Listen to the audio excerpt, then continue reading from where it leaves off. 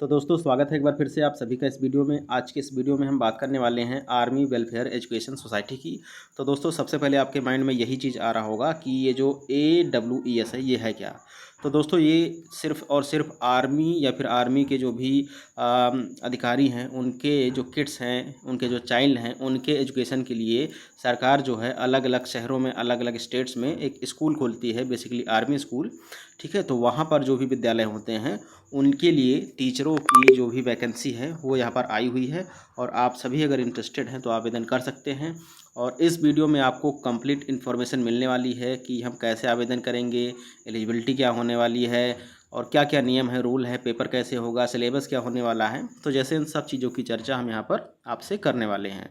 साथ ही में अगर आप नए वीडियो को फर्स्ट टाइम वॉच कर रहे हैं तो चैनल को सब्सक्राइब जरूर कर लीजिएगा, साथ में बेल आइकन को प्रेस करिए ताकि ऐसी ही इन्फॉर्मेटिव वीडियो आपको लगातार मिलती रहे।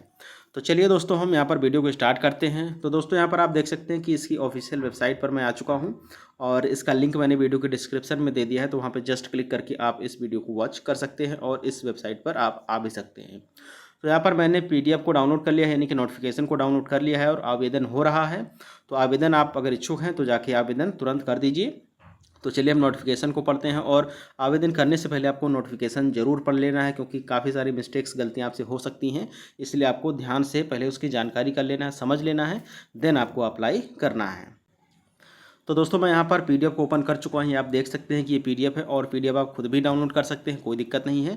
तो यहाँ पर हम सीधे बात करते हैं। यहाँ पर हम पूरी PDF को नहीं पढ़ने वाले हैं। यहाँ पर जो महत्वपूर्ण इन्फॉर्मेशन है हम उसी की चर्चा करेंगे क्योंकि फालतू की जो बातें हैं उसका कोई मतलब नहीं है।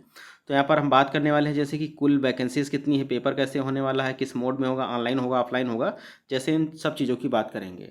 तो सबसे पहले हम बात करते हैं कि यहाँ पर जो पोस्ट है वो PGT के लिए रखा गया है, TGT के लिए है और PRT के लिए, यानी कि 3 यहाँ पर प्रकार के पोस्ट हैं। जिसमें PGT में बात करें तो आपका पोस्ट ग्रेजुएशन होना चाहिए, TGT में ग्रेजुएशन होना चाहिए, जबकि PRT में आपका ग्रेजुएशन होना चाहिए और इन सभी में 50% का मार्क आपके पास होना चाहिए। BEd आपके लिए अनिवार्य है, स्पेशली TGT और PGT के लिए, जबकि PRT के लिए आपका BEd नहीं होना चाहिए। इसमें आपका सिर्फ और सिर्फ DLED होना चाहिए या फिर BLED होना चाहिए या फिर इसके अतिरिक्त ब्रिज कोर्स कोई भी होना चाहिए जो NCTE के द्वारा करवाया जाता है और इन सभी में आपका 50% मार्क्स होना अनिवार्य है। तो इतनी चीज़ आपको ध्यान रख लेना है। अब आगे हम बढ़ते हैं। आगे हम बात करें तो यहाँ पर सीटेट सबसे बड़ा मुद्दा आता है। तो यहाँ पर मेंशन कर दिया गया है कि सीटेट अगर आपके पास नहीं है तो कोई दिक्कत नहीं है, आप लोग अप्लाई कर सकते हैं, चाहे TGT हो या PGT हो, कोई दिक्कत नहीं है।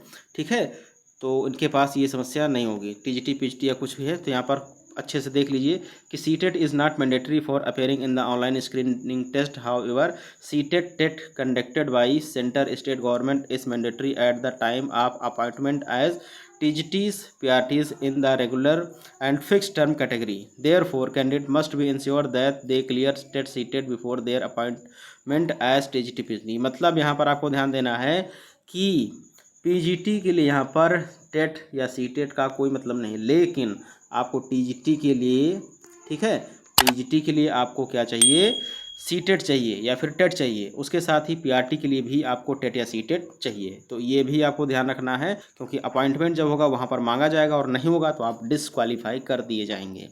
तो ये आपको ध्यान रखना है, चूँकि ये पहले से इसमें बता दिया गया है। अब बात करते हैं यहाँ पर एज लिमिट की। तो यहाँ पर आप देख सकते हैं आर्मी स्पाउसेस, मतलब जो आर्मी से संबंधित हैं, यानी कि जिनके हस्बैंड आर्मी में थे वो शहीद हो चुके हैं, उनके लिए यहाँ पर नियम है कि उनको यहाँ पर इस प्रकार की छूट मिलने वाली है। यहाँ पर आप देख सकते हैं अगर 40 साल के अंदर अंदर हैं, ठीक है, तो टीचिंग एक्सपीरियंस की कोई आवश्यकता नहीं है, फ्रेश कैंडिडेट हैं तो अप्लाई कर लेंगे।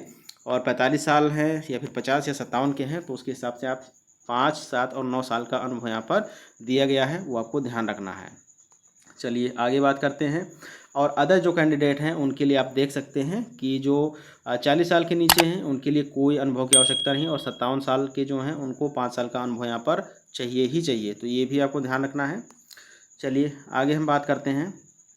आगे देखते हैं कि कब से कब तक आप अप्लाई कर सकते हैं। तो यहाँ पर बात करें कि 23 नवंबर, ठीक है, और 24 नवंबर को आपका एग्ज़ाम होगा और 25 तारीख को रिजर्व डे रखा गया। अगर कोई समस्या, कुछ ऐसी दिक्कत हो जाती है, ठीक है, तो वो रखा गया है।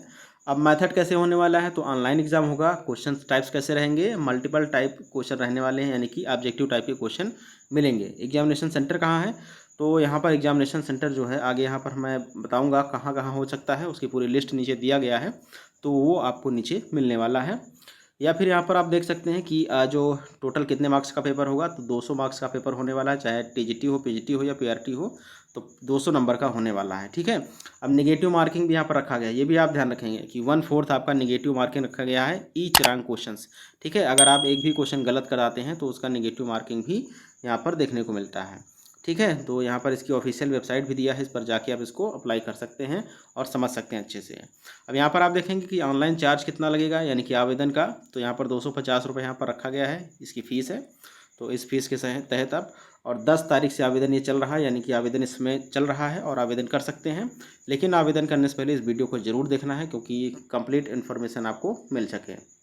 ठीक है, अब इसमें आवेदन करते समय आपको क्या क्या डॉक्यूमेंट्स चाहिए, तो इसमें जो है रीसेंट फोटोग्राफ एक तो होना चाहिए, सिग्नेचर, और proof of date of birth. ठीक है, जैसे कि हाई स्कूल का मार्कशीट है, तो इससे काम चल जाएगा, कोई दिक्कत नहीं। मोबाइल नंबर आधार में लगा होना चाहिए, ये भी ध्यान रखना है।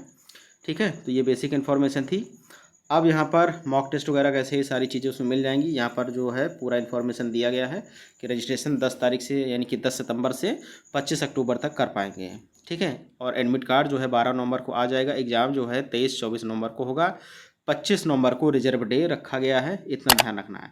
और फाइनल स्कोर विथ परसेंटाइल के साथ 10 दिसंबर को आ जाएगा। ये पहले से फिक्स कर दिया गया है, इसमें कोई भी शंका नहीं है। ठीक है, तो यहाँ पर आप देख सकते हैं आर्मी वेलफेयर जो है, इसका एड्रेस वगैरह है, यहाँ पर आप संपर्क कर सकते हैं अगर कोई समस्या होती है तो। अब यहाँ पर हम बात करते हैं कि list of army public school, तो कहाँ कहाँ पे आर्मी पब्लिक स्कूल है, ये यहाँ पर दिया गया, दिल्ली में, पुणे में। ठीक है, मतलब इसकी पूरी लिस्ट है, इसका आप PDF देख सकते हैं, इसका स्क्रीनशॉट भी ले सकते हैं। तो यहाँ पर आप इसको देख सकते हैं, चेकआउट कर सकते हैं। चलिए हम आगे बात करते हैं। अब इसमें देखते हैं कि यहाँ पर जो टोटल पोस्ट है PGT के लिए, यहाँ पर आप देख सकते हैं कि इतने सारे यहाँ पर पोस्ट हैं। ठीक है, सारे सब्जेक्ट लगभग यहाँ पर देखने को मिलता है। TGT के लिए भी काफ़ी सारे पोस्ट यहाँ पर देखने को मिलते हैं, और PRT में तो आपको कुछ करने की आवश्यकता ही नहीं है।